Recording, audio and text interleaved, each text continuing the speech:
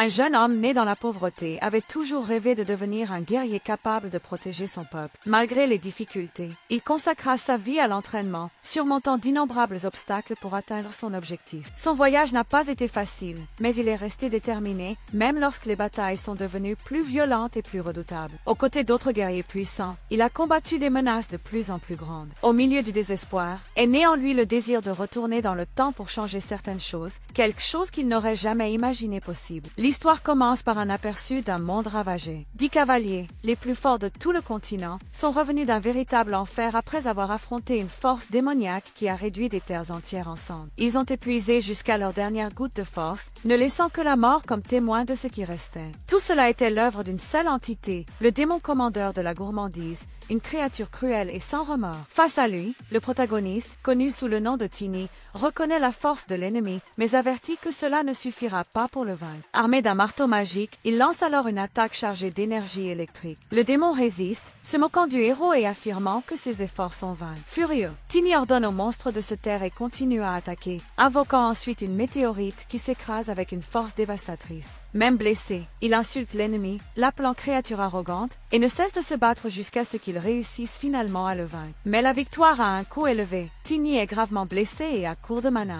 Il réfléchit à son parcours, se rappelant que maîtriser la magie était un privilège réservé aux cavaliers de sang noble. Tandis que d'autres apprenaient dès leur plus jeune âge, il avait dû apprendre seul, trébuchant maintes fois, progressant plus lentement, mais atteignant finalement le sommet grâce à sa pure détermination. Maintenant, il se demande s'il a vraiment surmonté toutes ses limites. S'il avait reçu une formation adéquate dès le début, peut-être aurait-il pu éviter tant de souffrances. Toute son énergie avait été utilisée pour vaincre cet ennemi, un adversaire extrêmement puissant, mais qui n'était encore que le 7e parmi les commandeurs démoniaques. Cela pousse Tiny à se demander à quel point les autres étaient formidables, et le roi démon lui-même. Alors que ses pensées pesaient sur lui, quelqu'un l'appelle sur le champ de bataille. C'est Asgar von Valentia, le légendaire empereur de l'épée. En demandant si Tiny est encore en vie, l'empereur commente qu'il ne survivra probablement pas longtemps. Mais avant cela, il veut comprendre une chose, pourquoi n'a-t-il pas fui le combat? Il lui demande s'il y avait quelque chose de précieux à protéger, venant d'un milieu humble. Tiny hésite, puis avoue que oui, même s'il a grandi dans les rues et s'est toujours senti inférieur, il croit qu'un homme doit préserver sa dignité en toutes circonstances. C'est pourquoi il n'a jamais tourné le dos à une bataille. En entendant cela, l'empereur sourit, puis rit ouvertement. Il dit que Tiny a raison de croire en lui-même, car il a atteint une position élevée uniquement grâce à son talent et son orgueil. L'empereur attend avec impatience l'avenir et lui demande que, s'il revient un jour, il vienne le voir à nouveau. Confus, le protagoniste demande pourquoi, et Asgar révèle un secret. Le véritable nom de sa fille, Lila, vient d'une fleur qu'il admirait avec sa femme. Cependant, il admet qu'en réalité, il n'aimait pas tant cette fleur. C'est quelque chose d'important, dit-il, et il demande à Tiny de garder cette information pour lui. Après cela, Tiny sent sa conscience se dissoudre, et pendant un moment, il pense être mort. Cependant, il ouvre les yeux et se retrouve dans une chambre familière. Il pense d'abord rêver, mais se rappelle rapidement que cet endroit est là où tout a commencé à s'effondrer juste après la mort de sa sœur. Des souvenirs douloureux commencent à affluer.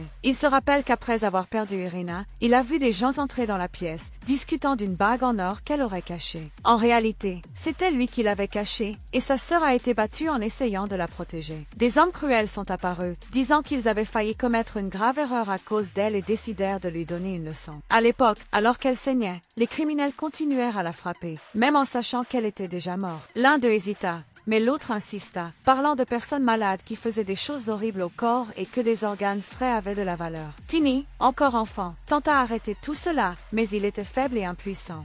Tiny réalise rapidement que c'était lui qui avait caché l'anneau, et non sa sœur, comme il l'avait cru auparavant. À l'époque, elle avait subi une violente correction pour essayer de le protéger. Il se souvient de 2 hommes qui étaient arrivés en disant qu'ils avaient failli commettre une grave erreur à cause d'elle et avaient décidé de lui donner une leçon afin qu'elle ne réitère jamais. Ce jour-là, ils étaient simplement entrés sans pitié et avaient déversé toute leur violence sur elle. Le protagoniste se rappelle de lui-même, encore enfant, faible et effrayé, regardant sa sœur mourir lentement, même blessée, toujours en train d'essayer de prendre soin de lui. Ce qu'il pensait être un lointain souvenir revient avec force. Les hommes sont de retour. Et d'un coup de pied violent, ils renversent Irina au sol. Ils se vantent de leur acte, même après avoir réalisé qu'elle était déjà morte. Insatisfait, l'un des 2 envisage d'emmener le corps, justifiant que des corps frais ont de la valeur auprès de certains individus malades. L'autre hésite, mais finit par céder devant l'argument du profit facile grâce aux organes. Toujours enfant, Tiny tente de les arrêter, mais il ressent à nouveau cette impuissance qui a marqué marqué sa vie. Même dans ses rêves, allongé sur son lit, il fait des efforts désespérés pour bouger.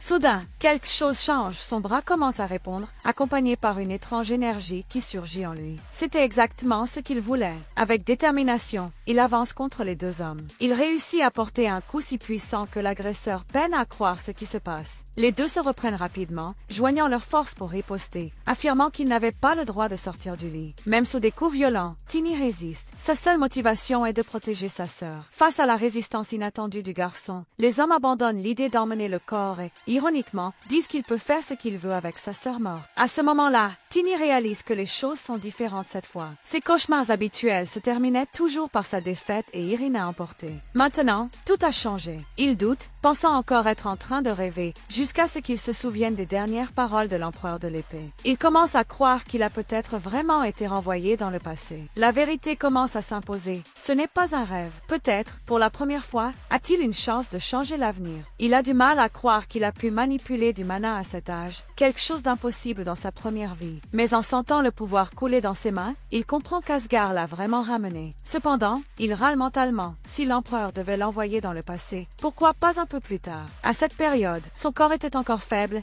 et il le savait bien. Malgré ses plaintes intérieures, il reconnaît que l'empereur n'avait peut-être pas un contrôle total sur le processus. Néanmoins, il voit cela comme une opportunité, une chance de permettre à Irina de reposer en paix, ce qu'il n'avait même pas pu accomplir avant. Il se souvient alors du nom qui le hante, Wolf, l'homme responsable de la mort de sa sœur. Dans sa vie précédente, il avait presque tué cet homme en lui brisant la colonne vertébrale. Cette fois, cependant, il souhaite quelque chose de plus significatif. Mais avant cela, il veut offrir à Irina les funérailles qu'elle mérite. Après un certain temps, il parvient à l'emmener jusqu'à un petit cimetière. Là, il réfléchit. Bien qu'ils aient grandi comme frères et sœurs, ils n'étaient pas liés par le sang. Ce qui les unissait, c'était leurs yeux noirs et leurs cheveux sombres, rares dans cette région. Beaucoup l'évitaient pour ça. D'autres le maltraitaient. Mais Irina l'avait toujours vu différemment. Elle disait qu'il lui rappelait le frère qu'elle avait perdu, et c'est pour cela qu'elle l'appelait Tini, le traitant avec un amour sincère. Rendre cet amour, même tardivement, laisse le protagoniste avec un sentiment de frustration. Un prêtre procède aux funérailles de la manière la plus traditionnelle possible, tandis que quelques curieux assistent. Parmi eux, une jeune fille observe Tini avec une expression confuse. Elle s'appelle Emma, amie d'Irina, et elle se demande si c'était à cause de lui que son amie était morte. Elle l'avait déjà vu auparavant, lorsqu'elle les avait trouvés tous les deux à la maison, une scène perturbante. Tini, couvert de sang, mangeant devant le corps d'Irina. À ce moment-là, elle avait remarqué quelque chose d'étrange. Les coupures sur le garçon avaient cicatrisé toutes seules. Après cela, il avait pris le corps d'Irina et était parti. Emma lui avait demandé où il pensait aller, blessé de cette façon. Il insistait qu'il allait bien, mais elle n'acceptait pas. Elle avait aussi questionné pourquoi il écoutait les paroles d'Irina mais ignorait les siennes. De manière surprenante, Tini l'avait remercié pour la nourriture et pour s'être occupé de lui, quelque chose qu'elle n'attendait pas.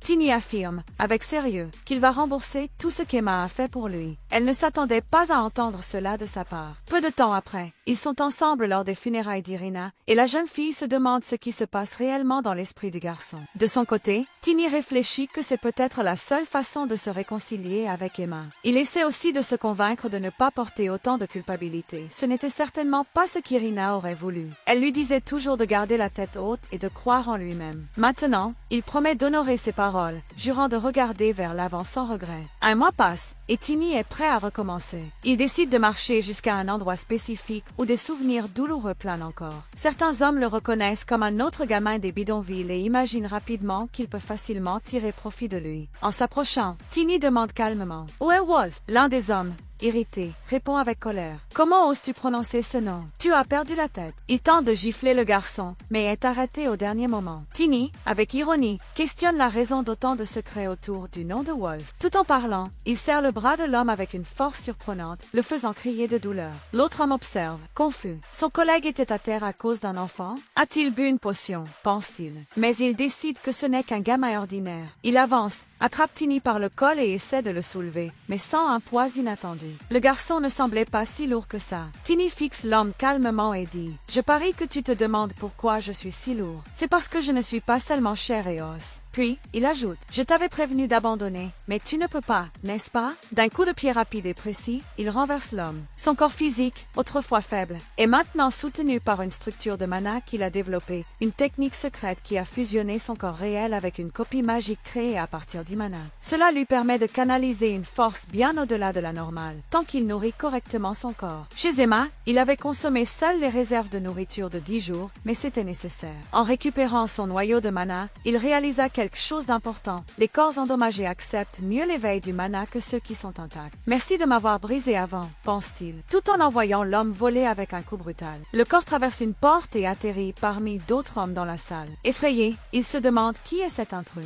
En voyant Tini entrer calmement, ils le reconnaissent comme ce mendiant maigrichon. Certains trouvent cela amusant, un enfant seul, sans armes. Armes, répète Tini, avec un léger sourire. J'en ai une, mon propre corps. Sur ce, il se jette sur eux, utilisant des techniques brutales et efficaces. Bien qu'étant physiquement un enfant, il domine facilement des hommes adultes. Les coups sont rapides, précis et pleins de force. Il semble presque s'amuser en les mettant à terre, laissant certains inconscients et d'autres avec des dents cassées. La première étape est terminée. Tini déclare être fatigué de se battre contre de petits poissons. Ne reste plus que les frères Rinder. Il les défie directement, leur demandant pourquoi ils ne descendent pas pour l'affronter personnellement. L'un des frères, furieux, promet de l'écraser. Mais en regardant Tini, l'autre remarque quelque chose d'inhabituel. Il utilise du mana. Les deux concluent rapidement qu'un corps comme celui-là vaudrait beaucoup d'argent sur le marché noir. Pendant que le protagoniste jouait avec le corps d'un ennemi tombé, les frères tentent de l'attaquer par derrière. Tini jette le corps de côté, disant qu'il est déjà tout cassé. Un souvenir surgit dans son esprit. Dans sa vie précédente, il avait utilisé une personne comme arme, et un supérieur l'avait traité de fou, lui demandant un peu plus de classe. Tini avait demandé comment faire,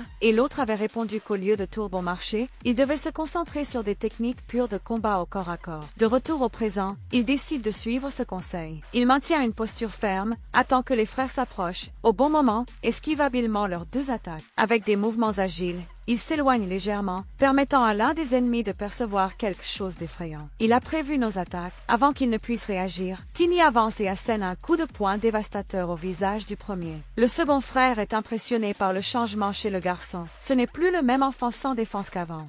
Le combat contre les frères Rinder ne dura pas longtemps. Avec quelques coups précis, Tini les mit à terre et se dirigea directement vers la pièce où Wolf l'attendait. Le chef des intrus regarda avec confusion le garçon devant lui. « Qui es-tu » Dans sa vie précédente, Tini avait déjà affronté quelqu'un comme lui. À cette époque, cependant, il était plus âgé. Wolf faisait partie de la zone reculée, un proxénète qui appartenait également à la tribu des hommes-bêtes, l'une des races les plus puissantes parmi les demi-humains. Parmi eux, le loup-garou argenté était une rareté, possédant des traits généralement trouvés uniquement dans les lignées royales. Tuer Wolf à cette occasion avait été une tâche ardue. À l'époque, Tini ne comprenait pas pourquoi un loup-garou de sang royal serait perdu dans une zone aussi marginalisée. Mais maintenant, il savait exactement à quoi s'attendre. En voyant le garçon, Wolf demanda s'il était celui qui avait causé tout ce chaos. Tini répondit avec sarcasme. « Tu ne peux pas deviner tout seul? Ton intelligence s'arrête là, hein ?» Le loup-garou devint furieux, l'appelant gamin insolent et promettant de lui arracher la langue. Puis, il commença sa transformation bestiale. Des griffes acérées apparurent sur ses mains, ses pieds velus martelèrent le sol avec force, et en un instant, il était complètement transformé. Tini, cependant, fronça les sourcils. « Étrange, tu n'as pas de poils gris comme je l'imaginais. Quelle sorte de chien es-tu devenu ?» Cela rendit Wolf encore plus furieux, et il attaqua avec violence. Tini esquivait facilement, mais remarqua, cette fois,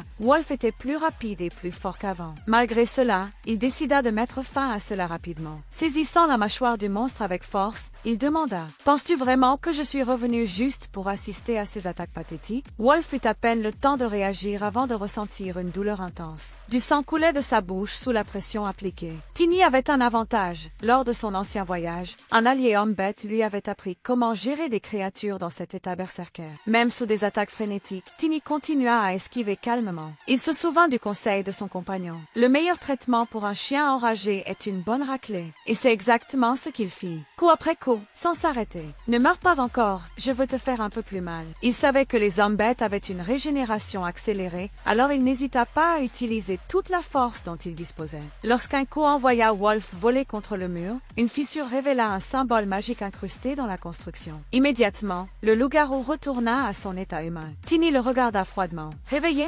effrayé, Wolf bégaya. « Pourquoi fais-tu ça ?» Mais le protagoniste ordonna simplement « Tais-toi » et ajouta « Cette fois, je ne vais pas en finir avec ta colonne vertébrale. Implore pardon pour ce que tu as fait à ma sœur. » Satisfait par l'humiliation. Tini murmura doucement, comme s'il parlait directement à Irina. « J'espère avoir soulagé un peu de ta douleur. » À Wolf, il déclara. « Si cela ne tenait qu'à moi, je t'arracherais la tête. » Le loup-garou, désespéré, implora miséricorde de la manière que le garçon exigeait, affirmant être repentant. Mais la colère de Tini était immense. Il voulait décapiter Wolf et emporter sa tête comme offrande sur la tombe de sa sœur. « Ma sœur ne voudrait jamais revoir ton visage, dit-il froidement. Déterminé, il décida de poser quelques questions avant de porter le coup final. « Comment un être comme toi est arrivé ici ?» Pendant qu'il interrogeait, il ramassa du sol une pierre qui était tombée du corps de Wolf pendant le combat. Elle était étrange. Il n'avait jamais vu quelque chose de tel dans sa vie précédente. En la touchant, une énergie inconnue parcourut son corps. À l'intérieur de la pierre, un loup argenté semblait essayer de sortir, attaquant mentalement le protagoniste. Surpris, Tini se rappela d'une ancienne conversation avec une amie qui étudiait les créatures spirituelles. Elle lui avait expliqué que, lorsque certaines créatures accumulent du mana pendant des siècles, elles peuvent renaître sous forme d'esprit. Ce sont des êtres rares, généralement trouvés loin des terres connues. « Tu sais que l'âme d'un animal spirituel est appelée quintessence ?» lui avait-elle demandé, en lui montrant une pierre similaire à celle qu'il tenait maintenant. De retour au présent, Tini fixa Wolf avec une nouvelle question dans les yeux. « Pourquoi un loup-garou comme toi porte un objet aussi précieux ?»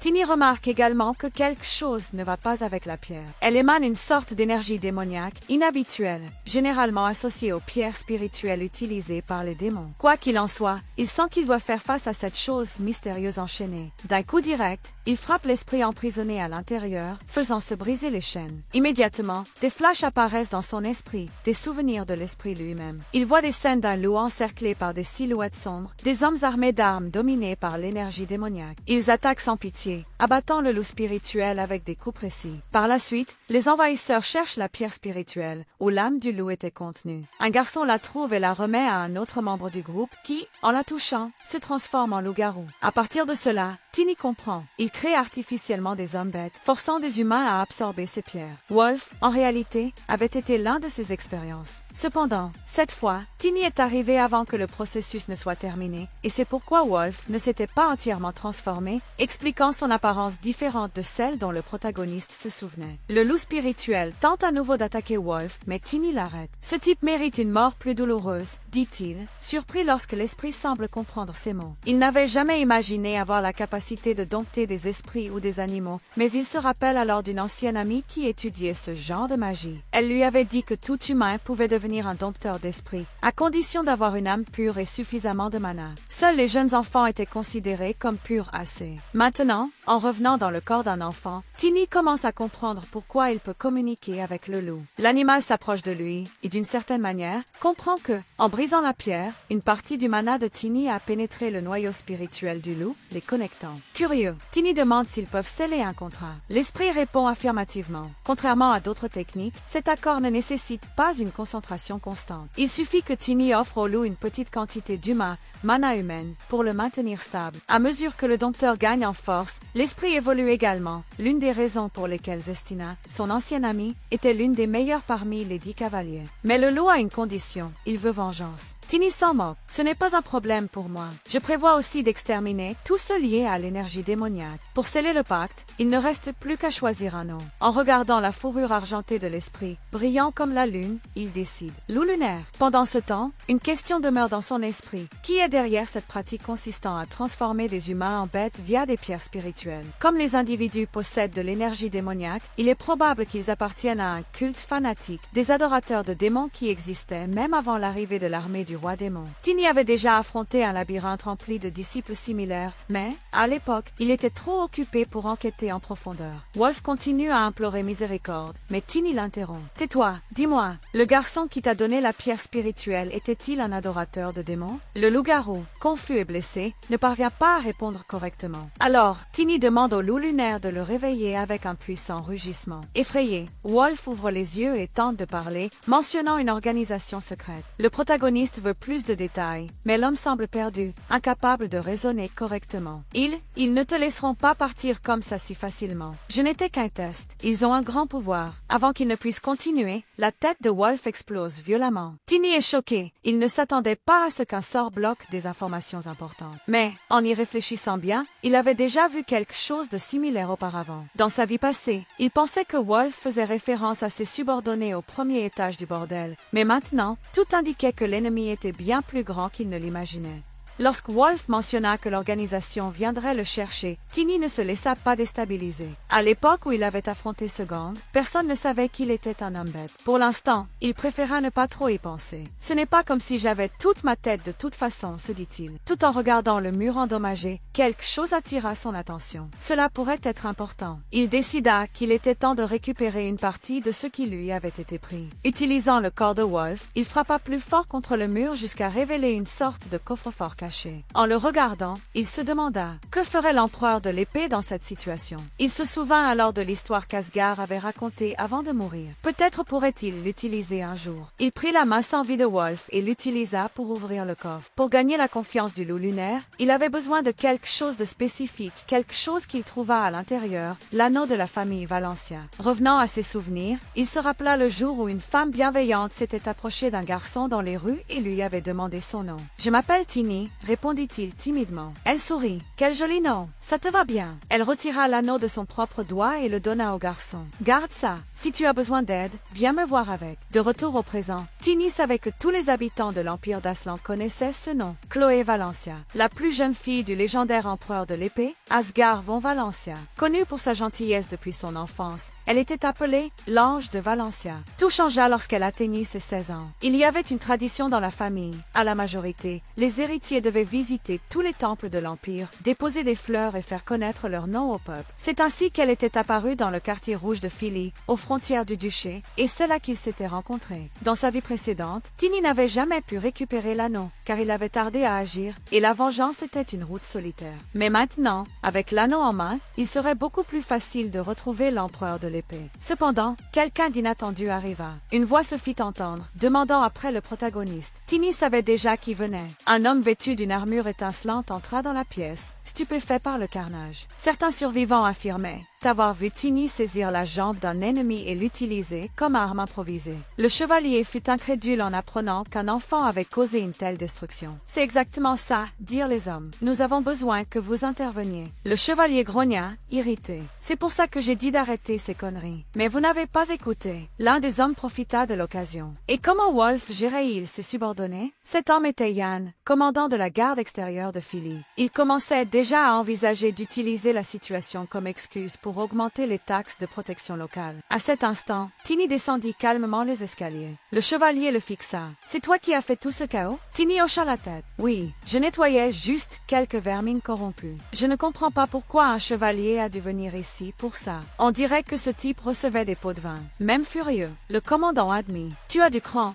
gamin. » Mais il passa immédiatement à l'attaque. Tini, cependant, se demanda, serait-il en train d'activer son deuxième niveau de mana? Malgré cela, il bloqua l'attaque facilement, surprenant les témoins. Il pensa, même s'il n'est pas très fort, si je fais de mon mieux, je peux le vaincre. Il répondit à l'attaque avec un violent coup de genou dans le visage de son adversaire. L'impact fut grand, mais le chevalier se protégea avec ses mains, évitant des blessures graves. Tini décida que, pour l'instant, montrer son pouvoir suffisait. Le chevalier complimenta. « Tu es doué pour un gosse. » Mais le protagoniste imaginait déjà les problèmes qui surgiraient s'il devenait l'ennemi du seigneur local. Avec autant de chevaliers sous ses ordres, ce n'était pas le moment de provoquer une guerre ouverte. Il décida de donner à son adversaire une porte de sortie honorable. Furieux, le commandant s'apprêta à dégainer son épée. Mais Tini était déjà devant lui. Du haut des escaliers, il invoqua le loup lunaire. En voyant l'esprit, le chevalier pâlit. Il n'avait jamais vu un esprit matérialisé dans un espace aussi restreint. Effrayé, il recula. Maintenant, avec l'ennemi apaisé, Tini décida de dire quelque chose. Le protagoniste regarda directement le chevalier et parla calmement. « Ce sujet n'a aucune importance pour vous, tant que l'argent continue d'entrer. » Le chevalier le fixa avec suspicion. « Et que veux-tu dire par là ?» Tini répondit tranquillement. « Vous ne pensez pas que je peux prendre en charge les paiements à la place de Wolf ?» L'homme éclata de rire, incrédule. « Ce n'est pas quelque chose qu'un enfant normal dirait. Quel âge as-tu ?»« 10 ans. »« 11. Et cette force, serait-ce une sorte de transformation magique ?» Tini secoua la tête. « Ce n'est pas de la magie. Je suis né dans ce quartier. Et je suis même connu pour m'introduire dans des endroits. C'est peut-être pour ça qu'on m'appelle invadé. Mes cheveux noirs attirent aussi l'attention dans ces rues. » Le chevalier l'examina attentivement avant de demander. « Tu espères me payer avec 5 pièces d'or blanc? C'est ce que Wolf donnait habituellement ?» Tini sourit avec ironie. « Vous plaisantez. Non, je sais très bien qu'il te payait une pièce par mois. Mais, étant généreux, je vais augmenter ça à 1,5 pièce.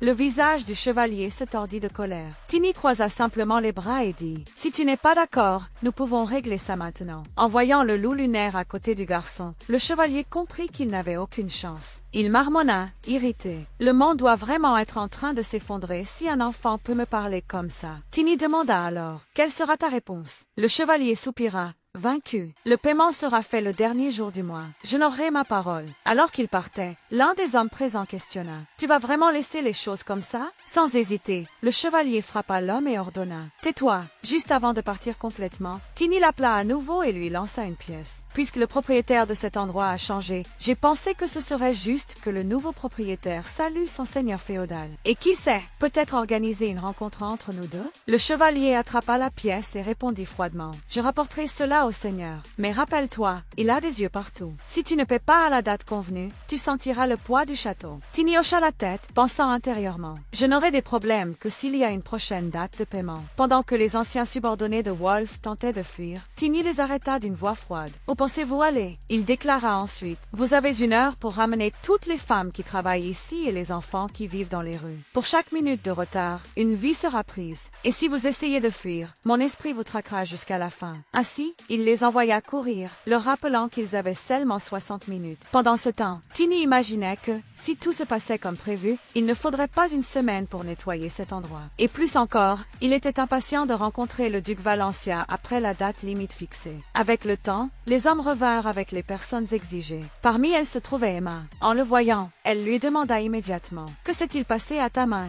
Quelqu'un t'a encore frappé ?» Il secoua la tête. « Ce n'est pas mon sang. » Il pointa le corps de Wolf. « Lui, c'est fini. » Elle fixa le cadavre, incrédule. « C'est vraiment Wolf? » Un silence pesant s'installa parmi les présents. Rapidement, la peur se répandit. Tous ici savaient que Wolf n'était qu'une marionnette. Derrière lui, il y avait quelqu'un de bien plus puissant, le seigneur féodal Daun. Les hommes commencèrent à se demander ce qui allait se passer maintenant. Seront-ils punis? Exilés? Tués? Tini interrompit les murmures. Vous pensez que défier la noblesse est un crime aussi grave que ça? Alors, que va-t-il arriver au propre seigneur féodal de Philippe qui a utilisé un criminel comme marionnette? Pendant ce temps, dans un autre coin de la ville, 2 gardes discutaient. « Où est monsieur Hanan? Je ne l'ai pas vu depuis des jours. Vacances. » L'autre secoue la tête. « J'ai entendu dire qu'il a été placé en liberté conditionnelle à cause de l'incident à Invadé. » Quel incident? Celui impliquant les bandits locaux. On dit qu'ils ont tous eu des hallucinations en même temps. Certains prétendent avoir vu un énorme loup les poursuivre dans la ville. Leur chef, personne n'a reconnu son corps quand on l'a retrouvé. Et tout l'argent a disparu. Et ça a un rapport avec monsieur Hanan? Apparemment, pendant qu'il négociait avec le nouveau chef, toutes les boutiques ont été fermées. Les commerçants sont furieux, disant qu'ils ont perdu de l'argent. Le seigneur féodal est en colère. C'est probablement pour ça qu'il a convoqué le nouveau chef pour une discussion. Pendant que les gardes parlaient, Tini écoutait caché. Tous emboîtaient. De retour auprès du groupe rassemblé, Emma demanda à nouveau. « De quoi parles-tu exactement ?» Tini la regarda et répondit doucement. « Dans ma vie précédente, je pensais que tous les nobles étaient pareils. Mais maintenant, je sais que certains sont pires. » Même après avoir pris le livre de compte en main, Tini ne s'attarda pas longtemps sur sa lecture. Cela faisait partie de l'accord avec le seigneur féodal, remettre la moitié de la fortune de Wolf avec ce document en échange de quelques informations sur les affaires du district. À cette époque, il ne comprenait pas encore bien sa valeur. Mais maintenant, c'était différent. Bien qu'il ne soit pas considéré comme un homme brillant, son expérience en tant que chevalier dans sa vie précédente lui donnait une vision plus claire de la hiérarchie noble. Il réalisait que certains avaient un vrai pouvoir, tandis que d'autres n'étaient que des marionnettes. Avec ce livre, le destin du seigneur féodal était scellé. Pourtant, en voyant Emma le regarder, confuse,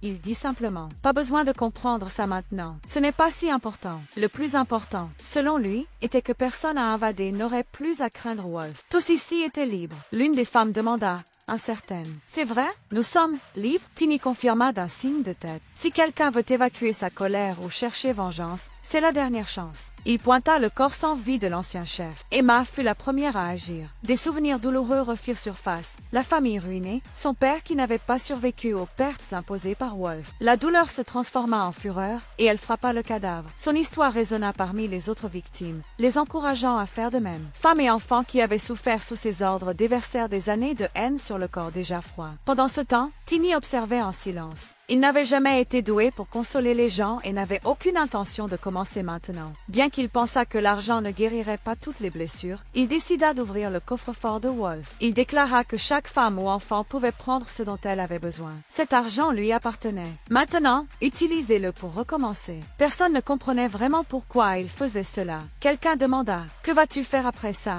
Il répondit calmement « Je vais bien. Prenez ce dont vous avez besoin. » La fille secoua la tête. « Tu es encore jeune pour comprendre certaines choses. Mais je peux te dire que personne ne vit sans argent. » Tini sourit légèrement. « Et tu sais d'où vient cet argent? Même si j'envoie tous ces salauds en enfer, l'or reste sur terre. » Les femmes commencèrent à retirer le contenu du coffre, surprises par la quantité. Avant qu'elles ne songent à l'utiliser mal ou ne parlent trop, Tini avertit. « Si vous utilisez cet argent pour faire du mal ou raconter quoi que ce soit au seigneur féodal, mon loup viendra vous trouver. Il découpera chacun de vous en morceaux. » Il se tourna ensuite vers Emma et suggéra. « Si tu prévois de quitter Philly, va à Diane. Voyage en groupe et engage des mercenaires de guilde de confiance. » Elle hésita, ne voulant pas le laisser derrière elle. « Tu ne devrais pas rester seule. » Mais Tini répondit calmement. « J'ai un autre endroit où aller. Je vais bien. » Elle accepta, lui faisant confiance. Puis, promit de suivre ses conseils et partit avec les autres pour Diane. Avant de partir, elle fit une invitation. « Si jamais les choses deviennent difficiles, cherche-moi. Nos chemins pourraient se croiser à nouveau. » Après ces dernières paroles, Tini la salua et remercia pour tout ce qu'elle avait fait pour lui. Ce jour-là,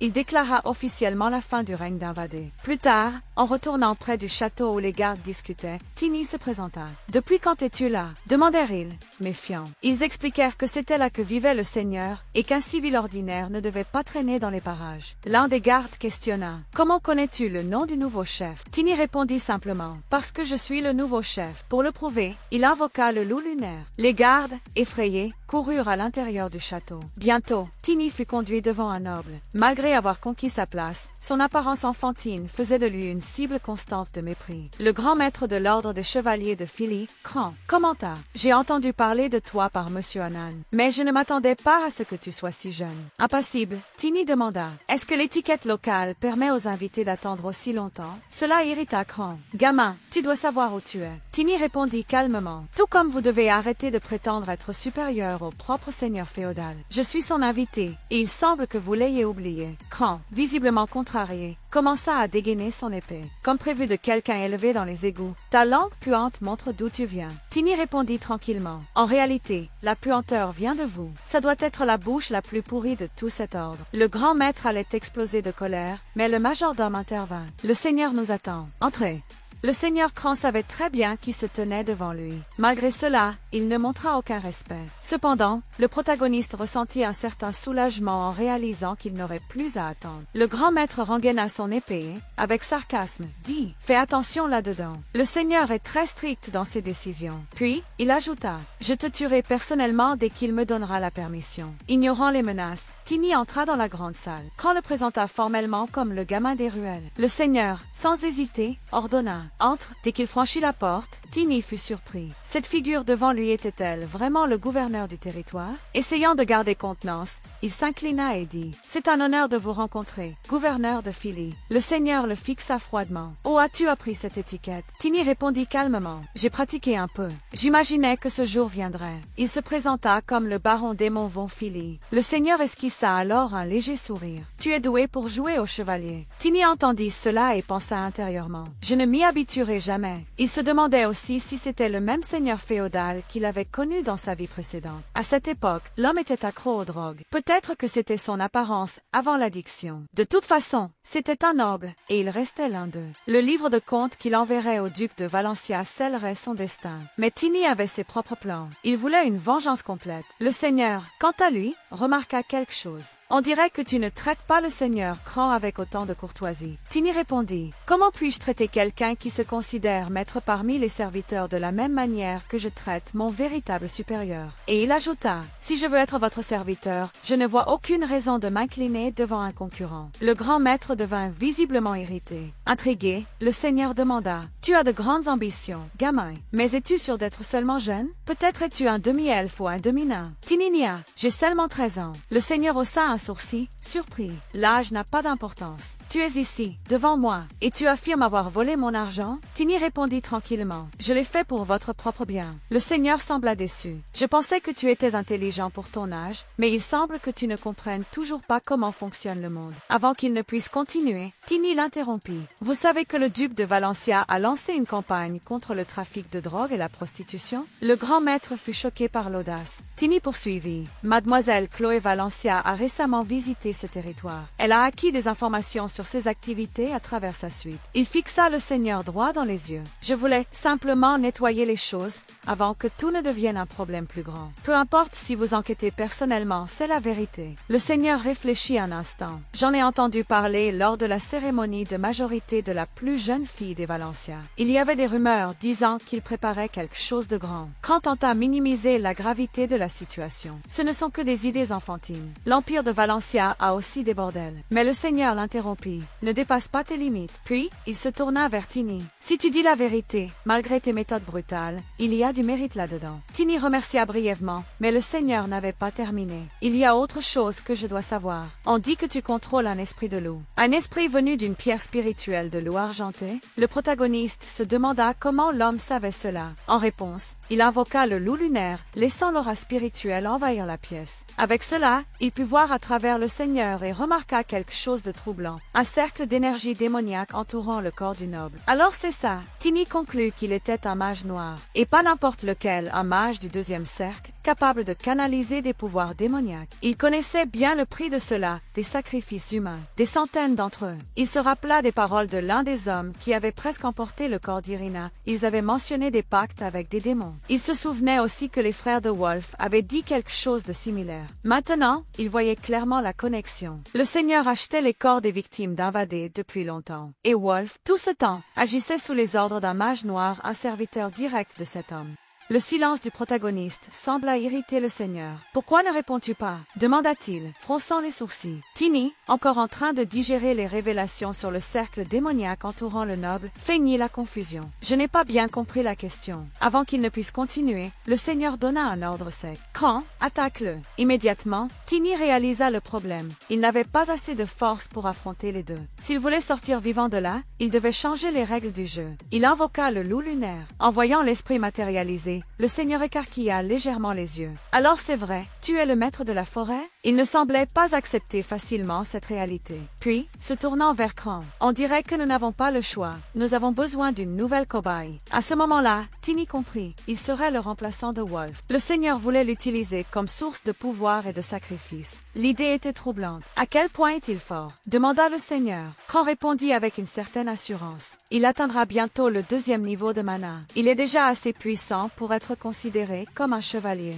Et il ne fait pas partie d'une famille notable ?» questionna le Seigneur. « Difficilement, répondit Krant. Personne ne s'entraîne seul à ce niveau sans laisser de traces. Sa circulation de mana est stable, il n'y a aucune fuite. Cela ne peut signifier qu'une chose, il a appris de quelqu'un. » Tini écouta tout en silence, puis répondit calmement. « J'ai appris auprès de parents éloignés avant de venir ici. C'est une ancienne technique de respiration de ma famille, transmise de génération en génération. Avec le temps, j'ai réalisé que c'était quelque chose de spécial. Il savait qu'il ne croirait jamais une explication aussi simple venant d'un gamin des rues. Mais il savait aussi qu'il était impossible de prouver le contraire. De plus, le flux de réfugiés dans le territoire était trop important pour qu'il puisse retracer un quelconque registre. Être ici devant vous est déjà une preuve suffisante, conclut-il. Le Seigneur l'observa pendant quelques secondes, puis, étonnamment, hocha la tête. « Je te fais confiance, pour l'instant. » Tini pensa intérieurement. C'était plus facile que je ne l'imaginais. Mais le Seigneur n'en avait pas fini. Une seule certitude demeure, je ne sais toujours pas qui tu es réellement. Malgré cela, je veux que tu restes ici quelques jours. Tu as tué Wolf, et certaines choses commencent à se déstabiliser. J'aurai besoin de quelqu'un pour endosser la responsabilité. Tini comprit immédiatement. Il parlait des membres de l'organisation que Wolf avait mentionnés avant de mourir. Il devint également clair que le Seigneur était prudent et habile, un mage noir expérimenté, capable de maintenir un contrôle absolu sur son sceau démoniaque. Cela le rendait extrêmement dangereux. Ses pensées furent interrompues lorsque le Seigneur reprit la parole. « Je veux que tu deviennes mon épée. » La proposition proposition n'était pas mauvaise. Tiny accepta calmement. Si tel est le désir du Seigneur, j'obéirai. Le noble confirma. Oui, tu es mon invité spécial. Mais n'oublie pas, chacun de tes pas ici doit être mesuré. Pendant ce temps, dans ses pensées, Tiny planifiait son prochain mouvement. Les hommes du duc mettront 3 jours pour vérifier si ce livre est authentique. 3 de plus pour préparer l'armée punitive. Et environ 10 jours avant qu'il n'arrive à Philly. Au total, peut-être 15 jours. Si l'invité du Seigneur arrive après cela, j'aurai un avantage. Il réfléchit un peu et décida de poser une question risquée. Quand attendez-vous votre invité? Le Seigneur trouva la question étrange, mais répondit. Dans 1 semaine. Pourquoi? Tiny sourit légèrement. Je voulais juste savoir combien de temps j'avais pour me préparer davantage. J'aimerais apprendre des manières plus appropriées de me comporter en présence d'un noble. Le Seigneur sembla satisfait de la réponse. Ne me déçois pas. Dès qu'il quitta la salle, Tiny sentit le poids de la réalité. Il n'avait qu'1 semaine. Et maintenant, 2 options claires s'offraient à lui. La première, fuir. Les gens d'invadés devaient déjà être loin, et échapper aux gardes ne serait pas difficile. Mais s'il faisait cela, le Seigneur mettrait son nom sur la liste des fugitifs, compliquant encore plus son chemin vers l'empereur de l'épée, et il avait reçu quelque chose de très important de lui. La deuxième option, affronter. Il savait qu'il n'avait pas encore récupéré toute la force de sa vie précédente, mais il savait aussi qu'il trouvait toujours un moyen de surpasser ses ennemis. C'était une question de survie, et il n'était pas prêt à fuir. Tiny avait toujours affronté les problèmes à sa manière. Et maintenant, face à une nouvelle phase critique, il n'allait pas changer. Concernant la deuxième option, rester et affronter, il commença à réfléchir sur ce fameux invité qui arriverait dans 1 semaine. Est-ce vraiment une visite officielle? Se demanda-t-il. Il se rappela que le Seigneur traitait cette personne comme quelqu'un de haut rang noble. Mais pourquoi alors le château semblait si vide? Aucune préparation ostentatoire, aucune annonce publique. Cela ne pouvait signifier qu'une seule chose, c'était une visite secrète. Et si c'est ça, alors, peu importe qui c'était, cette personne ne pouvait définitivement pas être vue en public. Quelqu'un soutenant le Seigneur dans l'ombre. Si quelque chose de grand se produisait à Philly avant l'arrivée de cet invité, toute l'attention pourrait être redirigée, retardant ou même annulant la visite. C'était un plan risqué, certes, mais Tiny n'avait jamais fui les risques. Malgré tout, il savait qu'il ne pouvait compter uniquement sur la chance. Il devait devenir plus fort, assez pour vaincre à la fois le grand maître et le seigneur féodal lui-même. Il s'entraîna intensément, maîtrisant chaque mouvement de son corps unifié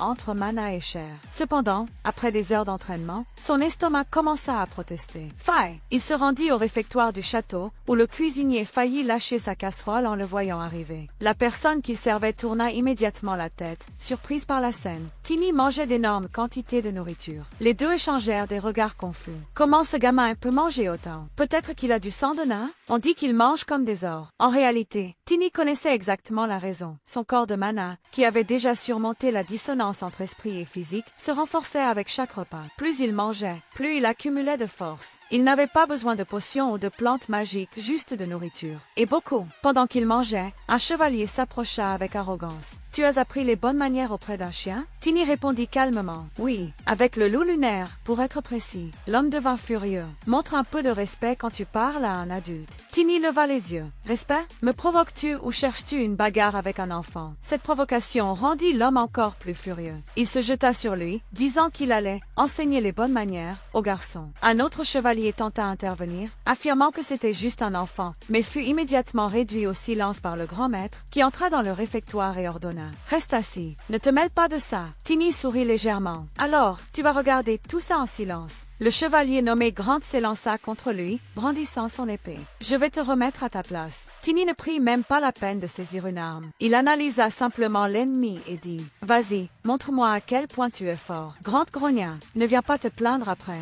L'instant d'après, Tiny donna un coup précis dans le tibia du chevalier. La douleur fut immédiate, mais Grant essaya de retenir son cri. Avant qu'il ne puisse réagir, il reçut un autre coup sur l'autre jambe. Il vacilla, incrédule. « C'est vraiment niveau 1, pensa-t-il, en voyant ses propres jambes commencer à enfler. Malgré cela, il tenta d'attaquer. Tiny esquiva facilement et, d'un mouvement rapide, sauta et enserra le cou de l'homme avec ses jambes, appliquant une clé. Il dit froidement « Je ne vais pas te tuer. Promis. » Puis, il serra avec force, faisant perdre connaissance à Grant sur le champ. Le silence dans le réfectoire fut total. Puis, Tiny se tourna vers les témoins et demanda, avec ironie « C'est comme ça que sont les chevaliers d'ici ?» Tous étaient choqués. Un noble vaincu par un enfant, devant tant de témoins. Le grand maître était visiblement furieux, mais Tiny ignora simplement son expression et sortit en marchant. Il pensa intérieurement « Je n'ai pas utilisé le loup lunaire. Je n'en ai même pas eu besoin. Ce n'était qu'un test, et je l'ai passé. » Tini savait que peu de personnes étaient capables de faire ce qu'il avait accompli. Et maintenant, en y réfléchissant, il réalisait que le seigneur féodal commencerait à le voir non seulement comme un serviteur, mais aussi comme une menace. Cela le rendait plus confiant. Avec ça,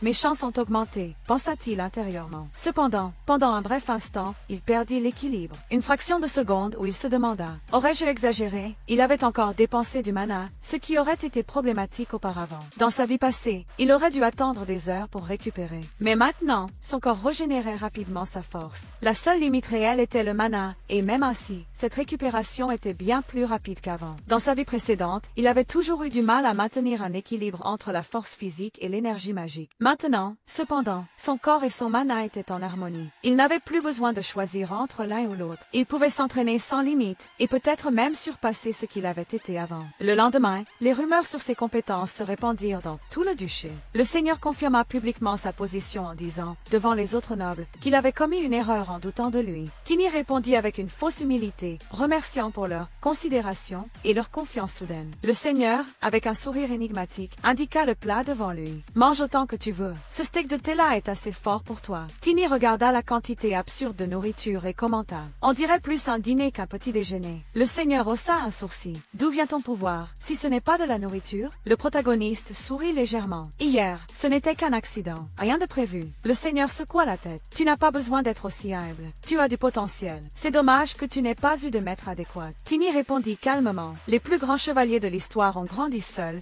oui, mais c'était parce qu'ils avaient des seigneurs dignes à suivre. Cette réponse surprit le seigneur. Il y avait là de l'intelligence, de l'éducation. Il était évident que ce garçon n'était pas un simple roturier. Tini, de son côté, le savait. Dans sa vie précédente, il avait eu largement le temps d'apprendre l'histoire, l'étiquette et la stratégie. Le seigneur l'observa pendant quelques secondes, puis dit, dans l'Empire et les royaumes voisins, des cheveux, des yeux et une peau sombre sont rares. Ensemble, ils sont presque uniques. Tini frossa les sourcils. Que veut-il dire par là? Ignorant son doute, le seigneur continua. Je n'aurais jamais imaginé qu'un étranger pourrait valoir autant. Tini ne comprit pas exactement ce que cela signifiait, mais il soupçonna que cela avait un lien avec l'invité mystérieux qui arriverait bientôt. Le seigneur mentionna avoir parlé de lui à quelqu'un, et que cette personne semblait intéressée. Ce type est drogué à mort, pensa Tini. Il doit raconter n'importe quoi. Malgré tout, il sentait quelque chose de bizarre dans l'air. Le seigneur était trop calme, comme s'il était sûr que rien ne lui échapperait. Tini savait, cependant, que les mages noirs comme lui vivaient sous l'influence constante des démons. Un jour, le démon pouvait simplement décider d'agir de manière indépendante. Dans sa vie précédente, il imaginait que cet homme avait perdu le contrôle de son cercle et s'était enfui. Maintenant, peut-être aurait-il une autre chance d'empêcher cela. Il a hâte de te rencontrer, dit le seigneur, esquissant un léger sourire. Tu verras qu'il est incroyable, et il saura t'utiliser correctement. Tini remercia avec une politesse feinte, feignant de s'intéresser à l'opportunité. Pendant ce temps, son plan devenait de plus en plus clair. Après le dîner, il retourna à ses entraînements. Il savait que le seigneur était au deuxième cercle de mana, un niveau élevé, surtout pour un mage noir. Kran, le grand maître, était également au deuxième stade, mais en tant qu'utilisateur de mana ordinaire. En termes de force brute, ils étaient similaires. Tini, quant à lui, avait déjà atteint le deuxième stade dans sa vie précédente. Il devait simplement retrouver son niveau actuel. 6 jours devraient suffire, calcula. 3 jours plus tard, il pouvait déjà sentir des changements notables. Son corps, bien que petit, était extrêmement dense. Sa force et son poids étaient concentrés, et son élasticité avait augmenté de façon drastique. Des mouvements qui étaient autrefois lents étaient maintenant rapides et fluides. Il pensa, avant, j'étais grand et fort, mais peut-être que cette taille gigantesque était la raison du déséquilibre entre mon corps et mon mana. Maintenant, en étant un enfant à nouveau, je peux maintenir l'harmonie. Je n'ai pas besoin d'être grand pour être puissant. Pendant qu'il s'entraînait, il vit quelques gardes apparaître, l'observant de loin. En le reconnaissant comme le garçon qui avait vaincu Grant, ils hésitèrent et s'éloignèrent discrètement. Tant mieux, murmura-t-il. Moins de distractions. Au cours des 3 derniers jours, il avait continué à manger sans arrêt et à s'entraîner sans relâche. Les mannequins en bois étaient tous brisés. Peu à peu, les gens perdirent leur curiosité et commencèrent à l'éviter. Seul le capitaine des patrouilles s'approcha. Le seigneur t'a fait appeler. Il y a quelque chose pour toi. Intrigué, Tini le suivit. Le chemin les mena dans une salle privée, où le seigneur l'attendait avec une épée à la main. Voici ton arme maintenant, dit le noble. Utilise-la bien. En voyant la lame, Tini sourit intérieurement. C'est le moment parfait. Le capitaine regarda Tiny avec un mélange de mépris et d'avertissement. « Tu n'as aucune idée à quel point le Seigneur se soucie de toi. Tu devrais être reconnaissant. » Pendant ce temps, Tiny observait autour de lui. Son attention fut attirée par une armure élégante et extrêmement coûteuse, qui semblait avoir été faite sur mesure. À sa grande surprise, elle lui allait parfaitement. Cependant, en examinant les armes disponibles, il ne trouva ni hache ni marteau lourd. Il pensa intérieurement, « Ça va devoir venir de ma propre poche. » Déterminé, il demanda au capitaine, « Puis choisir une épée ?» L'homme haussa un sourcil. « Quelque chose produit en masse? » « Bien sûr que non. C'est Grill, forgé par Rogers, l'un des maîtres les plus renommés du royaume. Une véritable œuvre d'art. » Tiny prit la lame entre ses mains, l'examinant soigneusement. « Un oiseau ne mange pas de pierre, mais cette épée semble avoir coupé beaucoup d'os. » Malgré cela, il dit calmement, « Elle me convient mieux qu'à vous. Je pense qu'elle mérite d'être entre les mains de quelqu'un qui sait vraiment s'en servir pour le bien du Seigneur. » Ces mots enflammèrent le capitaine. Il grogna presque. « Que cherches-tu à faire? Mourir aujourd'hui? » Mais Tiny répondit froidement, « Veux-tu tester tes compétences maintenant? » Il dit cela et saisit l'épée, comme si c'était un simple jouet. « Si je perds, tu peux prendre ma tête. Aucun problème. » Avant que le capitaine ne puisse répondre, il fonça sur le garçon de toutes ses forces. À l'intérieur, les gardes n'entendaient que le bruit des lames s'entrechoquant et les cris étouffés de colère. Au milieu de la confusion, ils entendirent Tiny dire d'une voix basse, « Désolé, je ferai plus attention la prochaine fois. » Quand il sortit finalement de la pièce, il était visiblement blessé, mais portait l'épée sur son épaule. Les gardes assistèrent à tout, stupéfaits. « On dirait que Cran a frappé un gamin, » commenta l'un d'eux. « On dit que ce garçon est doué pour son âge, mais ça va causer des problèmes. J'ai entendu dire qu'il pourrait même remplacer le capitaine à l'avenir. Même ainsi, c'est mal qu'un officier attaque un enfant. Mais bon, ce n'est pas notre affaire. » Dans le couloir, quelques servantes remarquèrent ses blessures et lui demandèrent ce qui s'était passé. Le capitaine a dit qu'il allait me montrer une arme. « Je suis venu avec lui. Voilà le résultat, » répondit-il calmement. Elles furent choquées, mais l'emmenèrent se reposer, offrant leur aide immédiatement. Dans la salle du Seigneur, la conversation était différente. Le noble interrogeait au sujet du sacrifice. « Est-il sécurisé? » demanda-t-il. Son serviteur confirma. « Et y a-t-il eu plus de corps aujourd'hui? » insista le Seigneur. Le serviteur hésita avant de répondre. « Oui, monsieur. » Le Seigneur esquissa un léger sourire. Ce garçon met les invasors en panique. Intéressant. Il congédia le serviteur et resta seul avec ses pensées. « Je ne sais pas exactement ce qu'il prépare, mais je vais y mettre fin bientôt. Dans quelques jours, son lignage sera identifié. Ensuite, nous avancerons. » Cependant, une question persistait. S'il est vraiment de cette famille, alors, en tant que maître du loup lunaire, il paiera un prix terrible. D'un autre côté, ses connaissances, ses manières raffinées et ses compétences indiquent qu'il vient d'une lignée illustre. Personne n'atteint ce niveau à son âge sans héritage. Et surtout, il y avait cela, les yeux et les cheveux noirs. Pour le Seigneur, il n'y avait pas de signe plus clair. « J'ai hâte de te voir te révéler, ou mourir pour ça. » Cette nuit-là, un son résonna dans le château, l'alarme magique. Le Seigneur se réveilla irrité. « Quelle audace! Quelqu'un ose me déranger ainsi? » À peine eut-il le temps de penser qu'une silhouette surgit des ombres, brandissant une épée. Le Seigneur n'eut pas le temps de réagir. Il reçut un coup direct dans la poitrine. Du sang jaillit. Il tomba à genoux, toussant, incrédule. « Pourquoi? Pourquoi m'as-tu attaqué? » La réponse fut froide et directe. « C'est le jugement du ciel. » Sans pitié, l'assassin écrasa son cœur avec l'épée elle-même. Le corps du Seigneur glissa lentement au sol. La lame resta plantée en lui. Au lever du jour, une servante entra dans la pièce et cria. Bientôt, tout le monde accourut. Certains soupçonnaient déjà. Cette odeur, c'était un mage noir. Le prêtre Glenn est déjà venu ici avant. Il a dit qu'il sentait une énergie démoniaque. C'est pour ça qu'il l'a rapporté à la paroisse. L'un des chevaliers, Glenn, parla gravement. Une équipe d'enquête de l'Empire devrait arriver bientôt. Un autre garde examina le cadavre. Étrange, normalement, les corps des mages noirs pourrissent en quelques heures. Ça fait déjà un moment. Quelqu'un murmura. Peut-être que c'est ce qui l'a tué. Que veux-tu dire? Le fardeau de trahir la couronne. La malédiction d'abandonner l'honneur d'un noble impérial. Glenn secoua la tête. S'il a fui la lignée royale et cherché des pactes avec des démons, alors il a été exécuté pour cela. Ainsi, le règne de terreur du baron démon von Philippe prit fin. Et celui ou celle derrière cet assassinat disparut sans laisser de traces. Glenn fixa le corps du Seigneur sans rien dire pendant quelques secondes. Impossible d'interroger un mort, mais beaucoup de choses ici n'ont aucun sens. Il examina de plus près l'épée plantée dans la poitrine du noble et fronça les sourcils. C'est l'arme du capitaine? Les autres gardes échangèrent des regards. Le capitaine ne ferait jamais une chose pareille, dit l'un d'eux. Mais personne n'aurait imaginé qu'il frapperait un enfant non plus, rétorqua un autre. On dit que ce gamin a même réussi à se retrouver seul avec le Seigneur. Avec des compétences comme ça, peut-être que c'était l'occasion parfaite prête pour comploter quelque chose. De plus, j'ai entendu dire qu'il y avait des rumeurs sur le remplacement du capitaine. Peut-être qu'il a simplement craqué? Un autre garde questionna. Il tuerait son propre maître juste pour ça? Ça semble exagéré, à moins qu'il ait complètement perdu la raison. Pendant qu'ils discutaient, Glenn remarqua que le capitaine n'était pas apparu depuis le début de la matinée. Il sentit un pincement au cœur. Quelque chose me dit que ce n'est pas une coïncidence. Déterminé à découvrir la vérité, il commença à recueillir les témoignages des serviteurs et des gardes. Un par un, tous confirmèrent avoir vu le capitaine se rendre à la salle d'armes la veille au soir avec Tinny.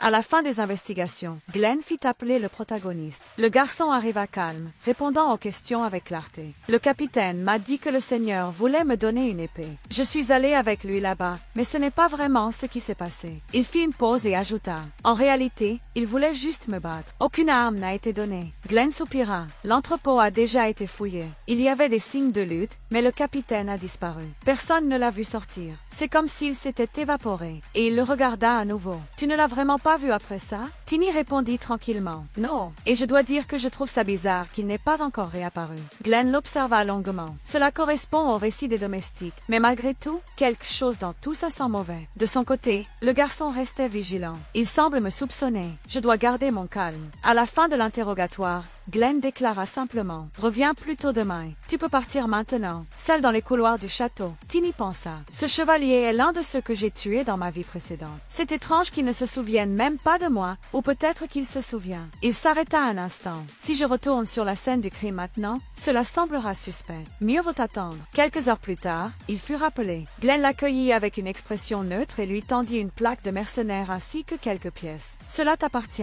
Maintenant, tu peux voyager librement dans les provinces. » Seuls les roturiers ayant le statut de mercenaire ont cette liberté. Tinny prit l'objet entre ses mains, surpris. « J'en voulais une. Oui, mais pourquoi précisément maintenant? » Glenn répondit avec gravité. « Gaspiller un talent comme le tien dans cet endroit pourri serait un crime. Si tu veux progresser, tu dois chercher des lieux meilleurs. C'est le conseil d'un vieux soldat. » Tinny sourit légèrement. « Alors c'est ça, il voit des potentiels en moi. Ou peut-être essaie-t-il simplement de me retirer de son chemin avant que je cause davantage de problèmes. » Il remercia et répondit comme si c'était évident. « Je pensais justement à avancer. » Mais en partant, il réfléchit. Maintenant que le mage noir est mort, la famille impériale doit agir. Je ne comprends simplement pas pourquoi l'équipe d'enquête du duché n'est pas encore arrivée. La même nuit, Glenn appela à nouveau le garçon. « Si tu dois suivre ton chemin, fais en sorte qu'il en vaille la peine. N'oublie pas d'où tu viens. » Tinny le fixa un moment. « Comment vous appelez-vous? » « Déjà. » Glenn sembla surpris par la question, mais répondit. « Glenn Liberty. Mais tu peux simplement m'appeler Glenn. » Le protagoniste hocha la tête. « Alors souviens-toi aussi de mon nom. Je n'oublierai pas le tien. » En sortant, il ressentit un poids. Philly est son leader. Tout repose désormais sur Glenn. J'ai laissé un problème derrière moi, mais au moins, je suis maintenant libre de continuer. Avec la plaque de mercenaire en main, il envisagea d'emprunter un cheval à la guilde pour poursuivre son voyage. Mais en sortant, le loup lunaire apparut à ses côtés. « Ah, tu te proposes comme monture? » Il réfléchit un instant et secoua la tête. « Ce ne sera pas possible. Tu es rapide, mais pas confortable pour de longs voyages. Si je continue à te monter trop longtemps, dans 10 minutes, je vais vomir tout ce que j'ai dans l'estomac. Pour un ogre, peut-être que ce serait facile de garder l'équilibre, mais je suis trop frêle pour ça. » Malgré cela, le loup n'écouta pas. Avec une force douce mais ferme, il insista pour que Tinny monte. Le protagoniste accepta, mais commenta. « Tu es encore petit. Les esprits prennent normalement la taille qu'ils avaient envie ou proportionnelle à leur maître. » C'est alors qu'il décida d'essayer quelque chose de nouveau. Il utilisa sa compétence spirituelle de niveau 2. Condamnation sensorielle, liaison des âmes. Immédiatement, une énergie enveloppante se déploya entre eux. Le corps du loup commença à changer, à grandir, devenant plus solide et puissant. Son aura brillait d'une force renouvelée. Tinny fut impressionné. « Wow, il est plus fort qu'avant. » Il se rappela d'une ancienne conversation avec Estina, son amie experte en esprit. Chaque type de contrôle est différent, mais les caractéristiques du sorcier influencent directement l'esprit. Force, endurance, voire même la personnalité, tout se reflète en lui. Avant qu'il ne puisse réfléchir davantage, le loup s'élança à une vitesse surprenante. Tinny sentit tous ses sens s'amplifier. Vision, odorat, Oui, il était connecté au loup comme jamais auparavant. C'est comme si je voyais le monde à travers lui. Il calcula rapidement. Je vais arriver à Valencia bien plus vite comme ça. Peut-être même que je pourrais aller plus loin, jusqu'à Chiron. Dans sa vie précédente, Chiron avait été le théâtre de la première grande catastrophe après l'apparition du roi démon. C'est là que la relique de la mer, l'une des 7 reliques sacrées accordées par la déesse aux humains, avait mystérieusement disparu. À partir de là, une série de désastres affaiblit l'humanité, culminant dans une défaite presque totale. Cette fois, Tini avait un objectif clair. Je vais empêcher que les reliques soient volées. Je vais les protéger dès le début. Et plus encore, je veux rejoindre l'armée humaine et devenir son plus grand guerrier contre le roi démon. Le voyage commencerait après avoir visité le duc. D'abord, la maison du noble, puis il suivrait vers le royaume de la mer. Pendant ce temps, à Philly, les rumeurs sur l'assassinat du seigneur féodal se propageaient. On dit que la famille impériale va envoyer des enquêteurs et qu'il était un mage noir. Penses-tu qu'ils vont commencer à nous interroger aussi? 2 hommes discutaient dans les rues. Je préfère rester à l'écart de tout ça. Moi aussi, je pense qu'il vaut mieux ne pas m'en mêler. Mais bientôt, une brume épaisse commença à couvrir la ville. Une silhouette encapuchonnée s'approcha. Les gardes exigèrent une identification, mais l'inconnu traversa simplement le portail, renversant les 2 hommes avec une simple onde d'énergie. La même nuit, Glenn travaillait encore dans le bureau du château. Il sentit une présence derrière lui. « Qui est là ?» La silhouette ne répondit pas. Au lieu de cela, elle parla d'une voix froide. « J'ai besoin de tout savoir sur la mort du Seigneur. » Une magie noire enveloppa Glenn. Il lutta, mais fut dominé par un enchantement de compulsion. Sans choix, il raconta tout ce qu'il savait. Le corps a été emmené dans sa chambre, sur ordre de l'équipe impériale. L'encapuchonné sourit légèrement. « Parfait. Maintenant, dors. Tu ne te réveilleras que dans quelques heures. » Lorsqu'il se réveilla, Glenn était confus, sans souvenir clair de ce qui s'était passé. « J'ai dû m'endormir de fatigue. » Mais bientôt, un garde arriva, pâle et effrayé. Le corps du Seigneur, il a disparu. Glenn sentit un frisson parcourir son échine. C'était notre seule piste concrète sur la magie noire. Nous avons tout perdu. Loin de là, dans la forêt en dehors des limites de la ville, l'encapuchonné tenait l'épée utilisée dans l'assassinat. À côté, il trouva le cadavre du capitaine, abandonné, sans vie. Ce garçon aux cheveux noirs, il a tout ruiné. Il serra l'arme avec colère. Il paiera cher pour ça. L'organisation démoniaque avait désormais un ennemi direct.